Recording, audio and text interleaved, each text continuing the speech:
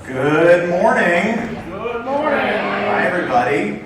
I am going to say something that a bunch of other people are going to say. I'm so excited to be here, standing on the stage with you guys. I can't believe we're actually finally here. We've been talking about this event, planning this event for the last several years. Mid-COVID, I think we were all very lonely and anxious to get in a room with a bunch of people again. So super excited to be here with you guys. If I didn't meet you last night, I think I tried to meet most everybody, but there's a couple people that I know I didn't get to. I think that's me. I'm Ryan Schulz. Need a new headshot. That's my COVID hair experiment. Maybe gone wrong. I'm a managing director and the chief executive here at One North. And I'm, like I said, super excited to have you guys here. We've done events in the past, and we sort of took a little bit of a break, and this is a bit of a reboot, but we've never done an event quite like this, in this location, with this kind of audience set, hand-picked you guys to be part of this conversation. And hopefully it will be a conversation. It'll be an ongoing conversation over the course of the next 36 hours. I think you guys are in for a real treat. My job here is to sort of set up the big idea for this conference, this idea of the long view, and I'm going to try and bring a little bit of a personal bend to it and talk about my own journey at One North and how One North has evolved, but also personally how my life has evolved over the course of the last 8 years, and then zoom way out and we'll talk about kind of how the world is impacting all of us on a day-to-day basis. When I was a little kid, my dad used to take me to these breakfasts, started in middle school, and he would shove a piece of paper across the table to me with a pencil, and he would have me write down my 6-month, 1 year, and 5-year goals. Started in middle school, so parents of middle schoolers, just imagine trying to do that with your kids. But he did it on a quarterly basis. We did it every quarter, and we would review the last round of goals, and then he would put them in this cigar box. When I graduated college, he handed me this cigar box, and it was amazing to sort of take through all the things that I had kind of planned out and how I had kind of achieved all these goals. They weren't goals, it was just a plan. Right? This was long-term planning for sort of a kid and a teenager. It was an amazing way to kind of think about my life, and I think it's actually my origin story of how I got to be a writer and then a brand strategist and helping organizations really look at where they are right now, where they might be in the not-too-distant future, and think about where they want to get to sort of down the road. So I'm going to take you on a quick little journey of how my life has changed over the course of the last 8 years in about 8 slides, to kind of give you a sense of the things that I could never have expected, I couldn't have planned for, and how drastically I think life can change, no matter how well you're planning for it. We're going to start with an awe picture. This is me with the hair that I think I was, thank you. This is me with the hair that I think I was going for with that COVID look, but this is obviously the best hair day of my life. Spider-Man cake, totally on trend for right now. Age 3, you're going to see a resemblance between this little guy and my kids here in a second. It's startling, at least in the nose area and the eyes. But yeah, I never could have imagined, obviously at this age, or even when I was planning out those pieces of paper with my dad, that I would have kids at this age and what that experience would be like. This is me 8 years ago, literally to this next week on Father's Day. With a custom-made tie from one of my kids that they made at school, standing in front of my grill at our new house that we just moved to. We moved from Rogers Park in Chicago, where we had lived for 8 years, up to Riverwoods, this small little community on the north side with big lots and lots of trees. We were super excited. It was our first house. We felt like we were making a giant, momentous move. It was also terrifying because we had made this big decision. We were moving our kids from the city and all the great stuff that comes along with that to the burbs. And was that the right thing to do? Was that the wrong thing to do? Second guessing everything all along the way. Fast forward 8 years, this is me in February, as we came out here out in front of Salt Lake when we were scouting this location. So much sort of took place over the course of that 8 years for One North, for my family, and all the way through. It starts mostly with these guys. So this is Peregrine and Uma. Peregrine on the left, Uma on the right. The last day of school in the city, before we got in the car and literally drove from that photograph up to our new house. And this is them on a recent trip over spring break this year to California. So fast forward 8 years, they are becoming people in ways that I never could have imagined. Peregrine has always been this ferocious, rambunctious, creative spirit, and she has matured into a 13, about to be 14-year-old this summer. And she is a visual artist. I say that with all sincerity. She's going off to fine arts boarding school in the fall, so we are about to be half empty nesters way earlier than I think we could have imagined. She's going to the Interlochen Academy of Arts in Northern Michigan, if anyone's heard of it. She has an amazing portfolio as a 13-year-old. She got a partial scholarship to go to this new institution. Again, going back to that little kid to this young lady who is now going to be leading a life that doesn't have a lot to do with me on a day-to-day basis is humbling. This is Uma. She is my older daughter.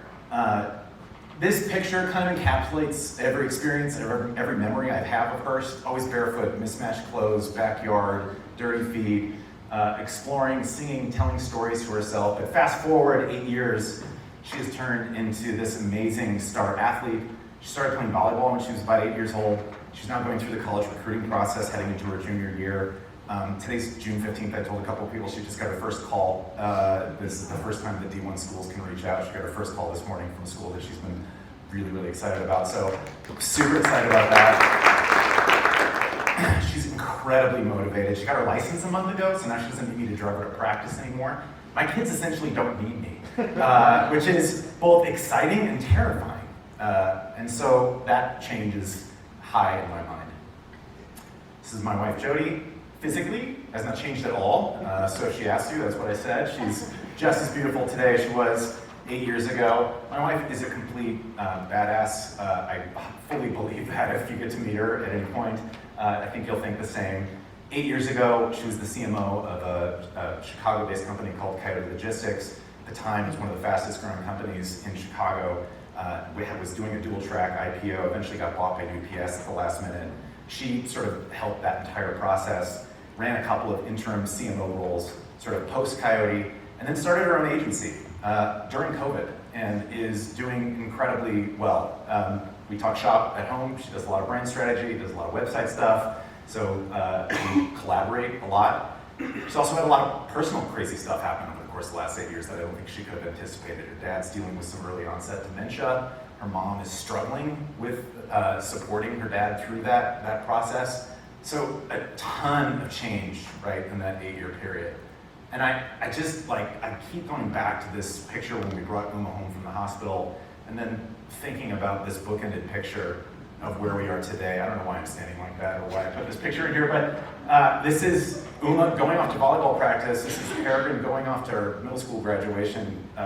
This is our family, like literally in a photo, being kind of pulled apart and heading into this new chapter. And it's a lot to sort of take in when I think about everything that I've gone through over the course of 8 years, trying to be a good planner, trying to think about the long view, but not having any clue what life's going to throw at you. And I think about One North and the journey that we've taken over the course of the last 8 years while all that other stuff was going on. And it's equally been kind of a whiplash moment. When I joined, my task was to help build out the brand strategy component of what was a really high caliber web development agency. We're focused on building some of the most complicated and robust and large professional services websites on the planet.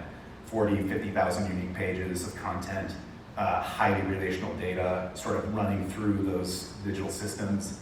We evolved, added a bunch of capabilities, rebranded, and then eventually got acquired by Tech Systems. And now we're bringing that full agency set of capabilities to the Fortune 100. A bunch of you in this room are experiencing that right now, and it's been an incredible sort of transformation story over the course of 8 years. So all that stuff's happening in real time. Our brand promise that we think about on a day-to-day basis is the idea of helping our clients fall in love with the future. We take it pretty seriously. That idea of planning, of thinking about where we are right now, where we're going, and where we might be down the road, where our clients are headed, the market conditions, the competitive set. We want to demystify all that. That is our job, right? To bring an outside perspective to the table and engage in conversation. And I think that's ultimately what I'm going to lay out, hopefully, that this room can do or start to do in moments like these. I would say that we are living right now in a pretty unprecedented time. So the idea of falling in love with the future can be a little bit of a daunting ask, I think, especially when you look at the news. Anyone opened up their news feed this morning? Crazy stuff's going on in the world, and it's not just technology changes, it's world events, it's politics, it's all of those things. But when you zoom way, way out over the course of human history, you start to see that we are truly right now living in a very unique time in history. For most of human history, there's been this very static, slow growth across kind of key measures of what culture and society look like. GDP, the ability to make war, the ability to make communities, life expectancy, all those pieces. And then the British Industrial, this is all stuff you probably should have learned in middle school or high school, so hopefully this is just a refresher, but the British Industrial Revolution created this hockey stick, skyrocketing moment that completely changed the game. And when you zoom in sort of at that moment, that last kind of 250 years, you see this technological explosion of the way we engage with information and the tools that we use to do our jobs. So, starting with simple tools, moving to complex machines that did a lot of work for us, to these individual personal devices that we take for granted, that we take with us on a day-to-day basis. And then when you look at that top right-hand corner, we've got ChatGPT and AI sitting up there, which are promising to bring that same amount of change that the British Industrial Revolution brought to our world in a completely different way. And I think it's terrifying for most of us, right? At least if you pay attention to the news, it's terrifying. Because no one knows quite what to make of it. It is this thing that is a bit mysterious. The building blocks of it are a little bit amorphous and unknown, even to the people that are building it. That scares us even more, and it's this cyclical thing. But I love this quote from Eliezer Yudlowsky. It says, "By far, the greatest danger of artificial intelligence is that people conclude too early that they understand it." And I think that goes on both sides. I understand it for the fraud that it is. It's not going to be anything. Or I understand it, and it truly is going to sort of end the world. I love these kinds of quotes that you can kind of stretch in both directions, because I do think there's a ton of truth packed into it. And when you look at what the experts are truly saying, the people that are paid to spend time thinking about this, people from the industry, they really do have a hard time explaining what exactly is going to happen, because we are in the midst of it. But essentially, when you dig into their arguments, I think what you find out is, and I think most of us are probably a little afraid to ask some questions about sort of what it actually is. But when you dig into what it is, I think you're going to see an incredible acceleration of decision making, a possibility mapping, of planning that takes place. AI is essentially a computer that allows us, a calculator that allows us to accelerate the scientific method. So things, trial and error, things that took oftentimes years or decades to sort of process, are going to be starting to be processed in a matter of seconds. And when you start applying that accelerated scientific method to a variety of use cases, I think we're going to see an incredible amount of change thrust upon us in a very short period of time. New technologies are going to emerge out of thin air, improved healthcare. When I say improved healthcare, there's promises of cures for cancer and accelerated uses for CRISPR, if you know what that is, solving for degenerative diseases that have eluded us for decades or centuries. Emergent industries are going to come sort of out of a whole cloth and appear on the scene.